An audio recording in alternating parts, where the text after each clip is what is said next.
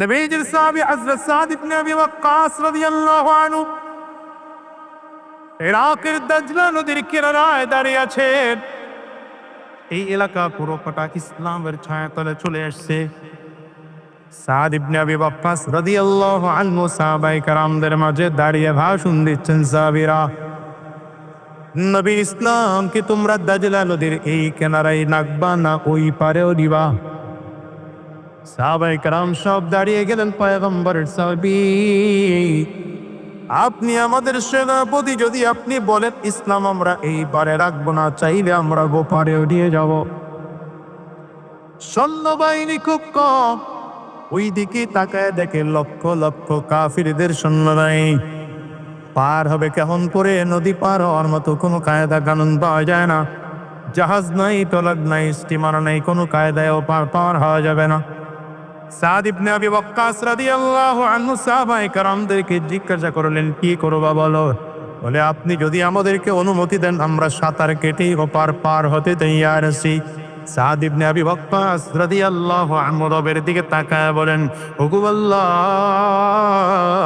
আমরা মুসা পয়গম্বরের উম্মত নই, আমরা মুহাম্মদুর রাসূলুল্লাহ সাল্লাল্লাহু আলাইহি ওয়াসাল্লামের উম্মত। আমি তো পয়গম্বর মুসা আলাইহিস সালাতু ওয়াস সালামকে নদীর পানি ভাগ করে দিও, এরপরে নদী পার হওয়ার সুযোগ করে দিয়েছিল। আমরা মুহাম্মদুর রাসূলুল্লাহর উম্মত। এমন নবী, এমন রাসূল যাকে তুমি হাবিব বলেছ, এমন নবী, এমন রাসূল যাকে একা মেরাজে নিয়েছো, কোন নবীকে তুমি মেরাজে নাও নাই। মুসা পয়গম্বরের সাথে কথা বলেছো, তোর পাড়ে বসে কথা বলেছ, কিন্তু তুমি আমার নবীকে আজ পর্যন্ত নিয়ে তুমি সরাসরি কথা বলেছ। আয় আল্লাহ, তুমি তোমার সকল পয়গম্বরকে যেই মর্যাদা না দিয়েছ, তার থেকে অনেক বেশি মর্যাদা দিয়েছ তো নবী মুহাম্মদুর রাসূলুল্লাহ সাল্লাল্লাহু আলাইহি ওয়াসাল্লামকে। আমরা নবীর উম্মত, নবীর সাহাবী। দাজলা নদীর ওই পারে আমরা ইসলাম নিয়ে যেতে চাই। কেমন করে নিয়ে যাব জানি না, উত্তাল সাগরের ঢেউ কেমন করে পার হব। হঠাৎ করেই সাদ ইবনে আবি ওয়াক্কাসের ব্রেইনে প্যাচ খেয়ে গেল, যদি আমার মালিক চায় এই পানিটারে জমাইয়া দিয়া, চাইলে পানির উপর দিয়েও আল্লাহ তার বান্দাদেরকে হাঁটায় হাঁটায় নিতে পারে। জসপার হারাতে পেছন দিকে বেড়ে সব মানুষদেরকে ডেকে বললেন, নবীর সাহাবীরা সত্য কথা শুনে নাও। 30,000 সাহাবায়ে কেরামদের বিশাল বাহিনী, 30,000 সাহাবায়ে কেরামদের দিকে তাকিয়ে বললেন, নবীর সাহাবীরা, এখন আমি যা করব তোমরাও তাই করবা। সাবধান, নিচের দিকে তাকাইবা না, মুখে তাকবীরের আওয়াজ থাকবে, সামনের দিকে শুধু কদম বাড়াইবা। কথা বলে সাদ ইবনে আবি ওয়াক্কাস রাদিয়াল্লাহু আনহু নিজের ঘোড়াটা নদীর পানির মধ্যে নামিয়ে দিলেন। সাহাবায়ে কেরাম সাদ ইবনে আবি ওয়াক্কাসের ঘোড়া নামানো দেখা অন্যান্য সাহাবীরাও নামতে শুরু করেছেন। ঘোড়া নামতে শুরু করেছে, উট নামতে শুরু করেছে, ওদিক থেকে পায়ে হাঁটা মানুষ সাহাবায়ে কেরামরাও নামতে শুরু করেছে। আশ্চর্যের বড় ব্যাপার, ঘোড়া পানি যদিও পানির মধ্যে নেমে যায়, ঘোড়ার পানিটার মধ্যে ওই ছোট্ট কুরের মধ্যে পানি জমে না। আল্লাহ তাআলা পুরো পানিটা জমায়ে দিলেন। মরুভূমির মধ্যে ঘোড়া হাঁকাইলে যেমন যাওয়া যায়, পানির মধ্যে সাহাবায়ে কেরাম তেমন ঘোড়া হাঁকায় সামনে আগা। 30,000 সাহাবীরা একসাথে চলতেছে। কাফিররা দূর থেকে তাকায় দেখে 2 লক্ষ প্রায় কাফির, লক্ষের উপরে কাফিররা দাঁড়ানো। এরা এই আশার অবস্থা দেখে পালিয়েছে। অল্প কিছু কাফিররা ওখানে দাঁড়িয়েছিল। সাদ ইবনে আবি ওয়াক্কাস রাদিয়াল্লাহু আনহু নদী পার হয়ে ওই কাফিরদের কাছে জিজ্ঞাসা করলেন, সবাই তো চলে গেল, তোমরা কেন দাঁড়ায় আছো? বলে, আমরা দাঁড়ায় আছি, এক তো তোমাদেরকে ভয় পাইলাম, দ্বিতীয় দিকে একটা আশ্চর্য বিষয় দেখলাম, পানির মধ্যে থেকে ঘোড়া হাঁকাও, কিন্তু আমাদের কাছে মনে হয় মরুভূমির মধ্যে ঘোড়া হাঁকাইলে যেমন পায়ের ঘোড়ার বাড়িতে বাড়িতে বালু বের হয়, আমাদের কাছে মনে হলো যেন এটা পানি না, মরুভূমির বালু পায়ের ঘোড়ার থেকে বের হয়। বলেন, সাহায্য করেছেন কে? আরো জোরে বলো, আরো জোরে বলো, কে? চিল্লায় বলো কে? আওয়াজ দিয়ে আরো জোরে বলো, কে? সাদ ইবনে আবি ওয়াক্কাস রাদিয়াল্লাহু আনহু নদী পার হয়ে গেলেন। নদী পার হয়ে যাওয়ার পরে কাফির মুশরিকরা পরামর্শ করে, কি করা যায়? 30,000 সৈন্যবাহিনীকে বিশাল জঙ্গলের মধ্যে পাঠিয়ে দাও। ওখানে বিষাক্ত প্রাণী আছে, বাঘ বান্দর আছে, বিষাক্ত প্রাণী কাদেরকে ধ্বংসন করে জমিন থেকে বিদায় করে দিবে। সাদ ইবনে আবি ওয়াক্কাস রাদিয়াল্লাহু আনহু বিশাল সৈন্যবাহিনী নিয়ে বাগানের মধ্যে চলে গেলেন। চলতে চলতে চলতে চলতে রাত্রি যাপন করার জন্য সন্ধ্যার পরে যখন বাগানের কিনারায় চলে গেলেন, খুব চারিদিক খেয়াল করে দেখতেছেন এটা সাধারণ কোনো বাগান নয়, আফ্রিকার জঙ্গল দেখা যায়। এত মারাত্মক জঙ্গল, ভয়ানক সাপ, বড় বড় বাঘ, বড় বড় হিংস্র প্রাণী তাদের দিকে হাঁ করে তাকিয়ে আসতেছে। সাহাবায়ে কেরাম বড় ভয় পায়, সব চলে আসছেন সাদ ইবনে আবি ওয়াক্কাস রাদিয়াল্লাহু আনহুর কাছে। নবীর সাহাবী, আজকে একটা রাত যদি আমরা এই বাগানের মধ্যে কাটাই, বিশাল জঙ্গলের মধ্যে কাটাইলে আমরা সকালবেলা একজনও বেঁচে ফিরব না। বিশাল জঙ্গল, এটা এই মাথা ওই মাথা পর্যন্ত খুঁজে পাওয়া যায় না। সাদ ইবনে আবি ওয়াক্কাস রাদিয়াল্লাহু আনহু বললেন, আমার জন্য একটা ছোট্ট করে মঞ্চ তৈরি করো। মঞ্চ তৈরি করা হলো। সাদ ইবনে আবি ওয়াক্কাস মঞ্চের উপরে দাঁড়াইয়া সকল পুরো বাগানটার মধ্যে দাঁড়ায় ঘোষণা দিচ্ছেন, ইয়া আইয়ুহাল হাশারা, এ বনের প্রাণীরা শোনে না, নাহনু আসহাবু রাসূলিল্লাহ সাল্লাল্লাহু আলাইহি ওয়াসাল্লাম, আমরা নবীর সাহাবী।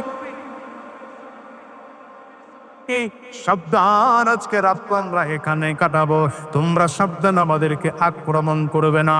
আমার এই ঘোষণা দেওয়ার পরে এক এক করে করে যত প্রাণীরা আছো জঙ্গল থেকে বের হয়ে যাও।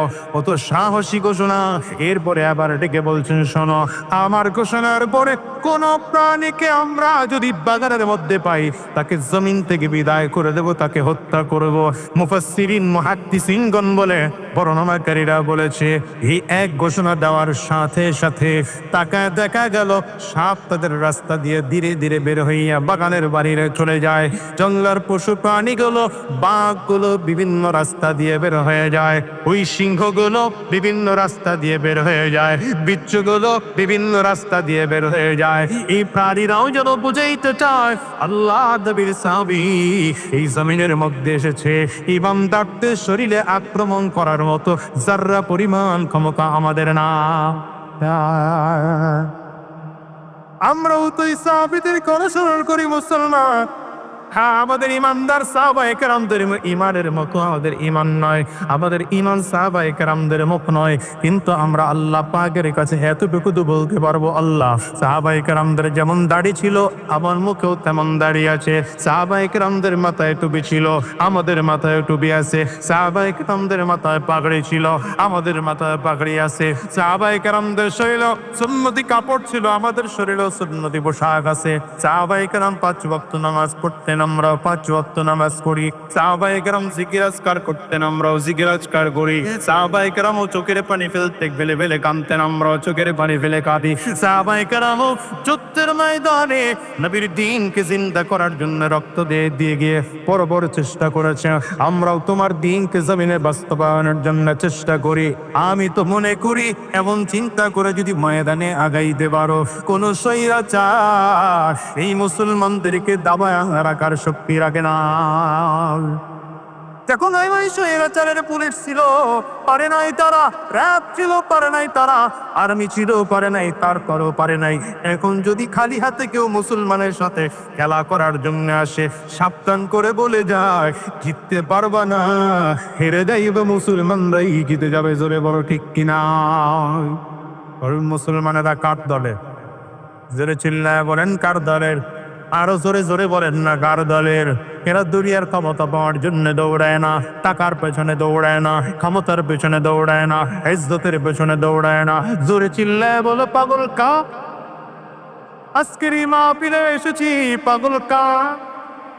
আরে বাবা, জন্য আসছি, জোরে বলো না, জোরে বলো না, কারে পাওয়ার জন্য? মালিক রে কি পাইতে চা?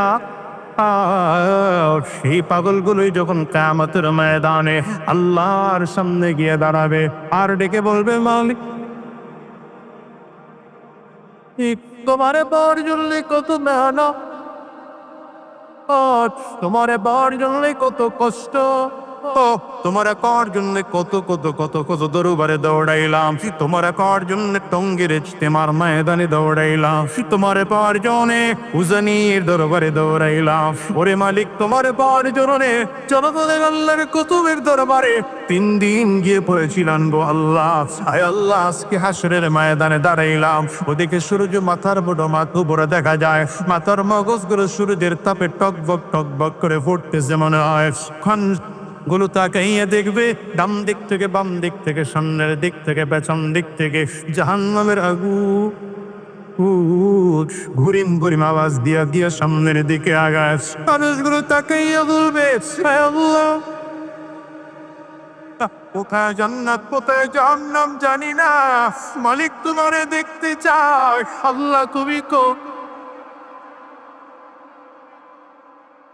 বান্দাগুলো যখন আমল করে চিল্লাবে, আমার মালিক কুদরতি ফেরেশতাদেরকে ডাক দিবে, ওরে ফেরেশতারা তো রাখো।